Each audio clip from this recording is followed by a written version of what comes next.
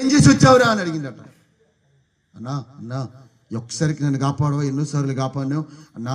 అన్నా ఇదిగో నేను వాడిని కావాలని కొట్టలేదన్నా, నేను కావాలని చంపలేదన్నా, అన్నా నన్ను రక్షించన్నా అంటే అసలు ఏం జరిగిందిరా ఏంటి అంటే అన్నా అవన్నీ తర్వాత చెప్తే కానీ నన్ను పోలీసులు తరుముతున్నారన్నా.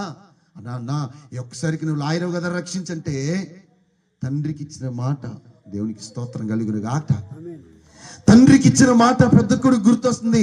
అరే వీడి జాగ్రత్త, వాడికి అసలే బ్రతకటం రాదురా, వాడు ఎలా బ్రతుకుతారేంటో, వాడిని నువ్వే బాధ్యతగా తీసుకో అని చెప్పి ఇదిగో వా తండ్రి చెప్పిన మాట గుర్తొచ్చి ఆ వస్త్రాలన్నీ తీసి నాకు ఇచ్చాయి అన్నట. దేవునికి స్తోత్రం కలుగును గాక. ఆ వస్త్రాలన్నీ తీసి నాకు ఇచ్చాయి.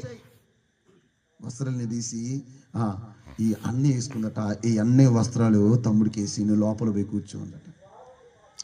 బయట నుండి పోలీసులు పిలుస్తూ ఉంటే ఈ అన్న ఇద్దరు కవల పిల్లలే కదా, గుర్తుపట్టేది కాదు.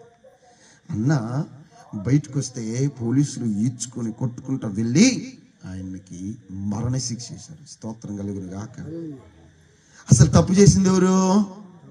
ఎవరు శిక్ష అనుభవించింది? ఎవరు? ఏ తప్పు అని చేసింది? అన్న కుదురు చదువుకొని లాయర్ అయిండు, అవునా కదా?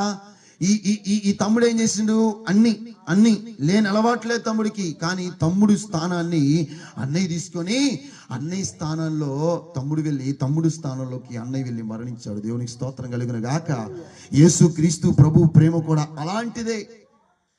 యేసు క్రీస్తు ప్రభు ప్రేమ కూడా అలాంటిదే.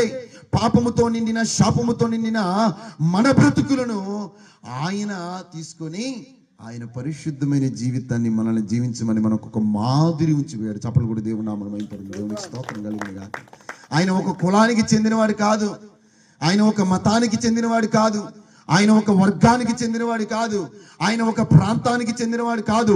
యేసు క్రీస్తు ప్రభు అందరికీ ప్రభు. దేవునికి స్తోత్రం కలుగును గాక.